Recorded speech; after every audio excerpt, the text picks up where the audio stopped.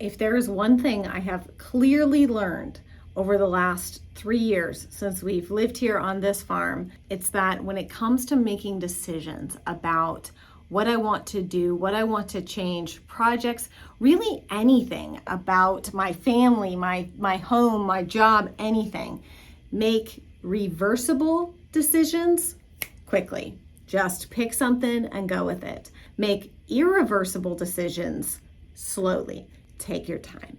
Today, we're working on a project that I have hummed and hawed and hesitated about for over 2 years because it's not easily reversible. It's kind of reversible, but not really. Not an easily reversible decision. So I've really taken my time about this one to make sure I can not regret it, hopefully. But even if I do, that's kind of the second piece, is like, what are regrets that you can live with? Because sometimes we make decisions and we make the wrong ones. But is it a wrong decision I can live with? And this is one that, should it turn out to be a wrong decision, I can live with it, right? So here we go. Let's do it. All right, so I'm grabbing my utility knife here to begin a project that I have waited so very long for, basically almost 3 years, and that is to remove these tacky movie theater lights, as I call them.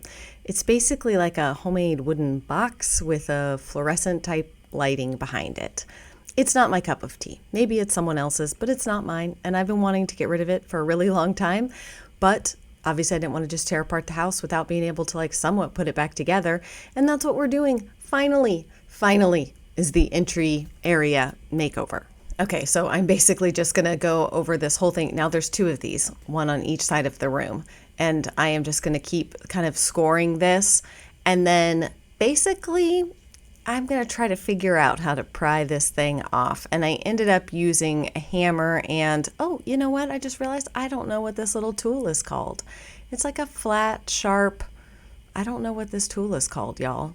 I mean, listen, that should prove to you, if nothing else, I just figure things out with whatever I have. I don't even know what I'm using half the time. I'm going to kind of start by removing, there's like a little bit of trim around it. Whoever put it together very, very sturdy, that's for sure. So I'm going to start by kind of peeling this away, and the excitement level in me rises, let me just tell you. Every time I peel away at a layer of this thing and remove it, it is like excited about it. So yeah, I'm just going to start by peeling away at these things. I was really hoping that this was going to kind of come down pretty quickly and easily. It did not. I thought, oh, let me just hammer at this. I'll just hammer at it, pull on it, it'll come away. No. They used a lot of glue, a lot of nails. So this was definitely a process, an undertaking to remove this. And I didn't really know, honestly, what was behind it. What is inside of here? I know there's a light, but I don't know what kind of light. I don't know how any of it functions. I've not seen inside the box. So it was, like a terrible Christmas present, basically. This is Christopher. Do you see, he's like a little kid. Can I please eat your sandwich? He's asking if he can eat the other half of my sandwich. And the reason that I kept that in is because it made me think of something so funny. The reason he's asking is because over our nearly 18 years of marriage, the poor man has had a tendency to eat my food without asking me or knowing if I'm actually done. That when I was pregnant with Kennedy, we were staying with my parents. They had gotten McDonald's for breakfast. So we had hash browns and breakfast sandwiches, and we were all sitting around the sofa. I got up in the middle of eating my sandwich and had to go to the bathroom. I came back and my sandwich and hash browns were gone. And Christopher was like, oh, no, I ate it. I'm so sorry. I thought you were done. And he basically just assumed that because I had, set them on the side table and gone to the bathroom, that I must have been done eating. And so he just ate the rest of my sandwich and hash browns. That's just one of many stories of the man eating my food before I am finished. So after nearly 18 years of marriage, he's finally gotten better about asking. And now you get to watch me have a mini heart attack as I think that that's a snake that fell out of the light. I nearly knocked the camera over and nearly had a heart attack. That is the tube of the lighting. It's like this flexible tube lighting, but my peripheral vision said it's a snake that was stuck behind that thing because, well, there are snakes where we live, and I don't know. Okay, I don't know. I thought it was a snake, and it scared the absolute crap out of me. Alas, it was not a snake. It was just lighting, and back to removing this thing we go. But my heart rate's up. My heart rate's up for finishing this project. That's the good news. If I was falling asleep, I no longer am. So I enlisted Christopher's help to help me catch this as I pull it down, and more of that nasty snake lighting comes out. I mean, just, ugh. It still gives me the heebie-jeebies. It still just gives me the heebie-jeebies even to watch it. Ugh. So anyway, Ciara was like, gee, I wonder if we could repurpose this somewhere. And I'm like, yeah, in the garbage. Don't give the cat a sandwich. Have you ever read the book, Do You Give a Mouse a Cookie?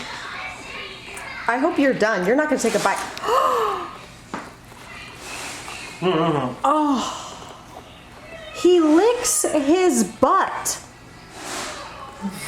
I'm talking about CR, not the cat.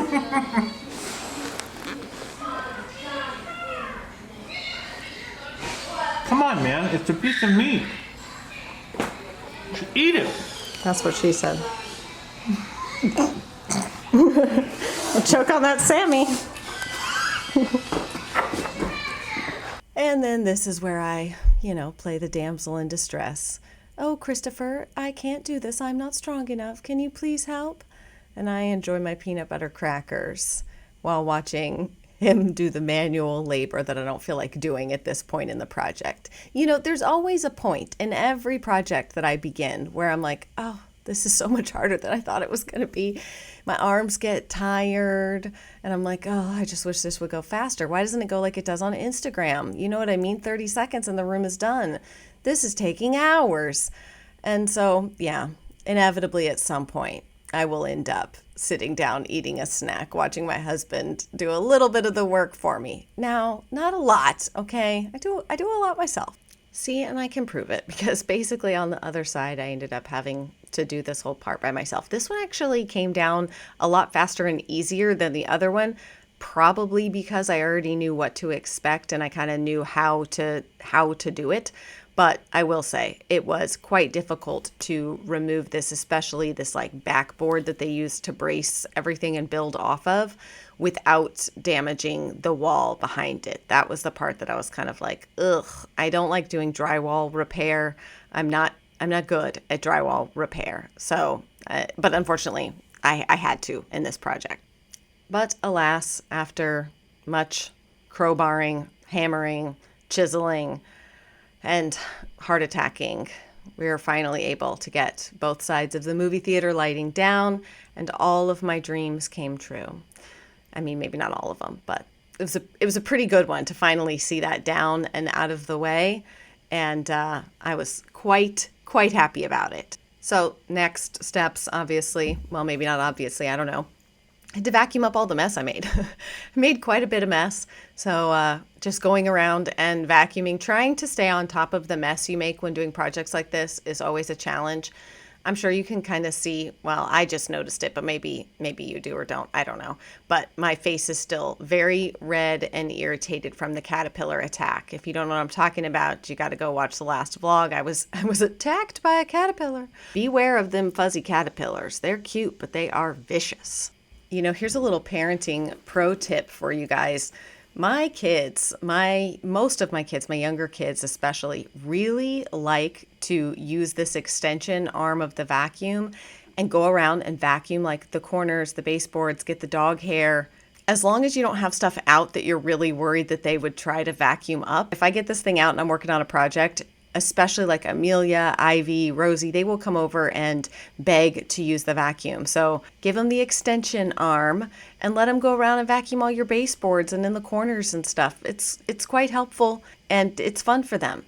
All right, so now comes the controversial part, deciding what to do about these windows. So you can see over to that window that's like directly on my left side there, that I have tested a number of things, some different paint colors, as well as some different stains and removers, which you can't see very well because, well, they didn't work.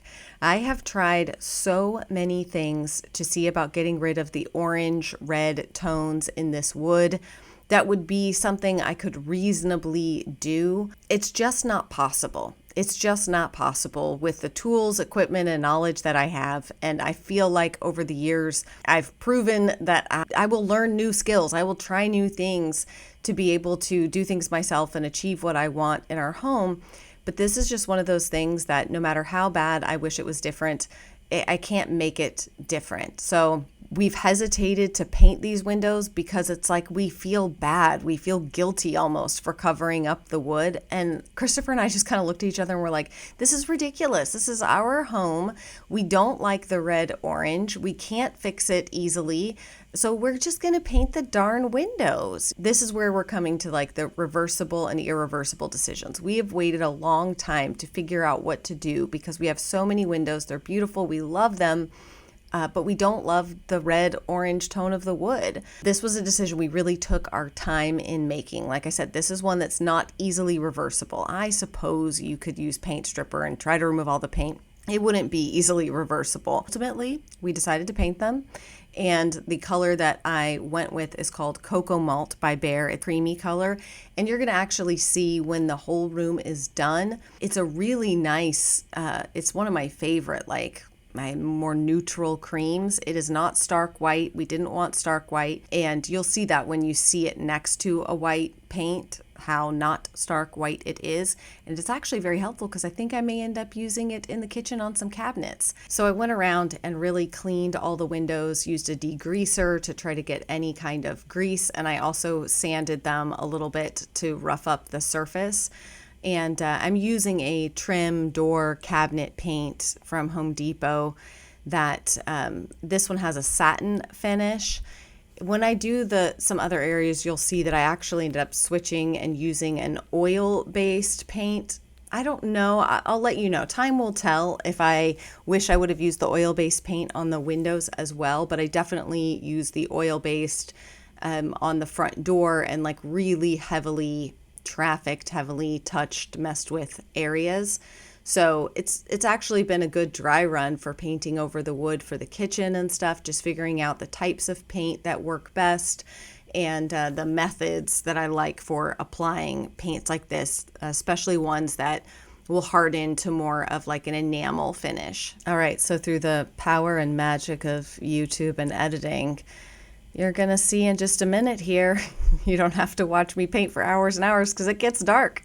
So I quit filming. But the next morning, darling, we wake up and the windows are painted, at least for you. Okay, well, not all of the windows, the frames. So this was a process that has taken me days. It's probably been a week at this point because I am taking this project very slowly. I want them to be done correctly. So I started with thin coats of paint around the frames of the windows.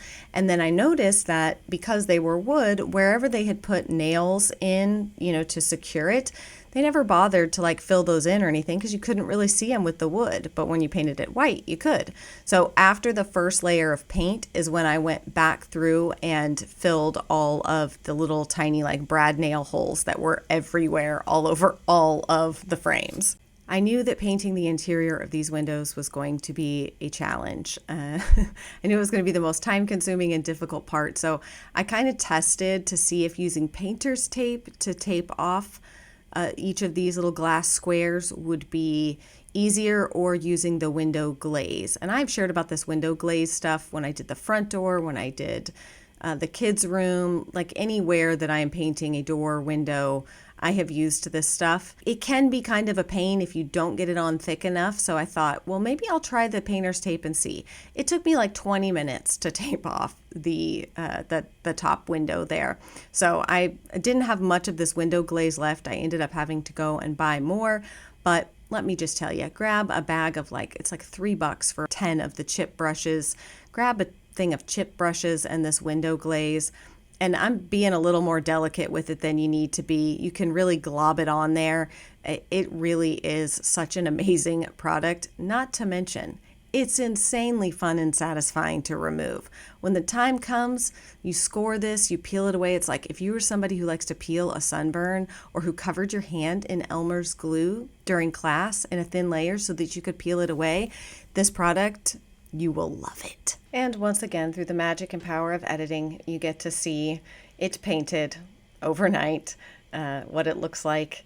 Now, again, I had to do multiple coats of this. So this was, painting, letting it dry, then coming back and doing another coat. And then the next step that I guess I didn't film at all was that I painted the walls. Ta-da! I was having a really hard time making other decisions for this room because of the blue was making it hard for me to envision things. I ended up painting the walls a color called Cloud White, but it does help you to be able to see the contrast between that Coco malt for the frames and the Cloud White.